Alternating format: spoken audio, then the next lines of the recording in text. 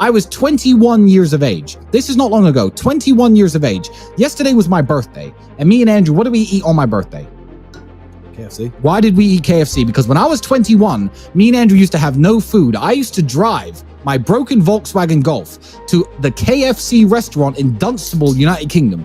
And I used to sit in my car. And you couldn't ever eat anyone's leftover food if they ever had their mouth on it. But at KFC, they used to buy buckets. And I would sit and wait for people to sit outside, eat their meal, and leave the bucket on the table. And I used to go and take that bucket, 3 or 4 pieces of chicken. And I used to collect 20, 30, 40 pieces of chicken that were perfectly fine left in the buckets. And I used to go home and I used to freeze that chicken. And me and Andrew would break it up, put it in our rice, and that was our meal. That's what sustained us for that hard year, that year we had when I was 21 and you were 22.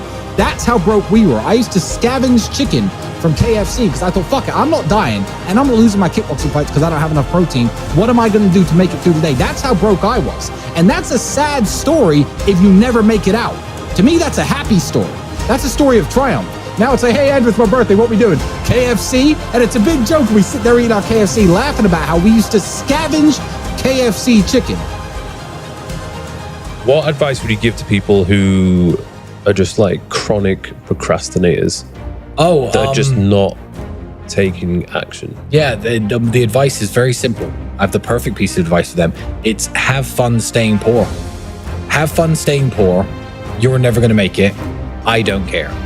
Because if you can't look at your Instagram and think, you know what, maybe I should get into shape. If you can't look at my Instagram and think, you know what, maybe I should make some money.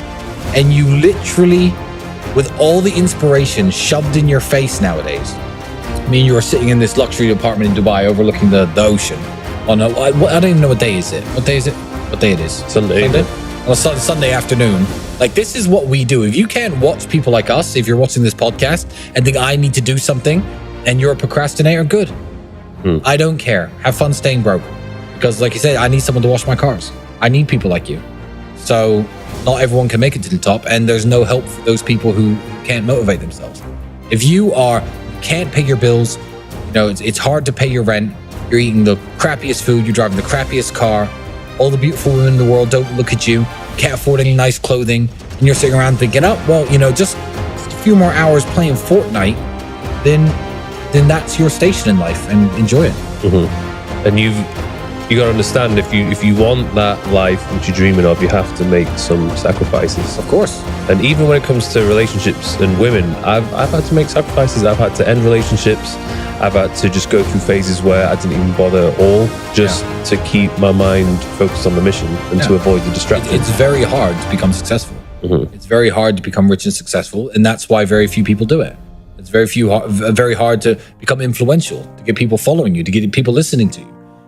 It's difficult. So if you can't motivate yourself to do it, you know, fuck you. Sorry, it's the way I feel. Cool. Why didn't you dump on video games enough? Well, I mean, why play video games? In 10 seconds, I can very quickly sum this up. There's a video game called Gran Turismo where you select which car you want to drive and select which road you want to drive, and then you sit in the house of your mother's basement and pretend to drive that car on that road. I, because I've done the work, pick the car I want to drive because I have all of them, and pick the road I want to drive, and I drive there, and I get to do it IRL. So it's a substitute for real life. That's it.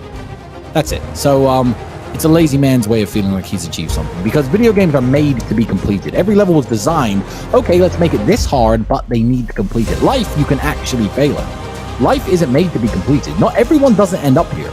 So ignore all that stuff you read on the internet about your time will come, be patient. No, everyone is born broke and dies broke. I'm not. I've done the work IRL. If you look back on your life, what would you say was the hardest period for you to go through, and how did you overcome it? Well, my dad dying was the hardest part for me and Andrew to go through ever. But what you have to understand with things like that is you don't actually have a choice. People say this all the time, like, how did you deal with that? It's like, well, what was my alternative? Bring him back to life?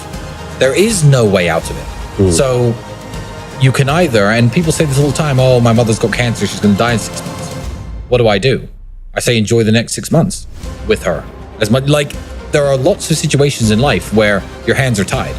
So with dad dying, it was a simple matter of, okay, you can let this destroy you, which is an option. And people do this all the time, drink themselves to death. I don't know, start cutting themselves, whatever stuff people do to cope with difficult situations. Or you can be sad anyway, because you're sad either way, and work 18 hours a day. And in fact, I said that the time I was working the most, when I was around 27, 28, I think he died when I was 27. So you can work 18 hours a day, not let anything distract you, and stay focused on the mission. So that way you have less time to think about it, and you can be sad while you're working. And then, you know, when you start to come to terms with everything, you've got millions of dollars, as opposed to, oh, I've come to terms with everything, but I'm in a rehab clinic. So I think that bad things are going to happen to your life. And everyone watching, this is the sad truth of it. Your parents are going to die too. Before you. I mean, most of you. So that is going to happen. So I didn't really see why it was difficult. As much as it was unpleasant, I don't think it was difficult because there isn't a way out of it. So that's the best way I can describe it. You could be a sad winner or a sad loser. So go and win every day. What do you think is the biggest mindset change that you need to become a multimillionaire? You know what? I feel like being on. I never wanted to be a multimillionaire. Andrew once said to me, famously, Tristan, if we could just find a way to make, this is before the internet, if we could just find a way to make like 50, 100 pounds a day from home, that would alleviate a lot of our problems. Start small. Because as you climb the mountain and you reach where you wanted to reach, you realize that there are new mountains to climb. There are new mountains to climb for me right now. And I'm at a level that a lot of people can't even dream of getting to. But you see it. It opens new doors when you accomplish the goals that you're aiming for. And it opens your eyes to what's possible from there. So don't think I want to be a multimillionaire. Think, okay, I want some financial independence. I want to work 20 hours at the fast food store instead of 40, but supplement my income from home. Okay, I've done that. Now I have more free time. Where do I go from here?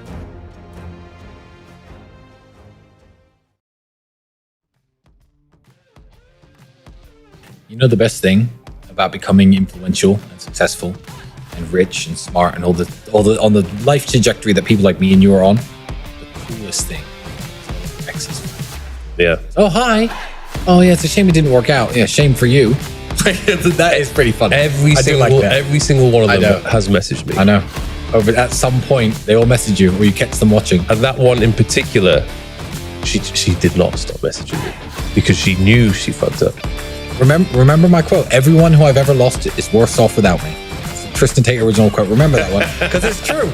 It's true. So, yeah, fuck everyone.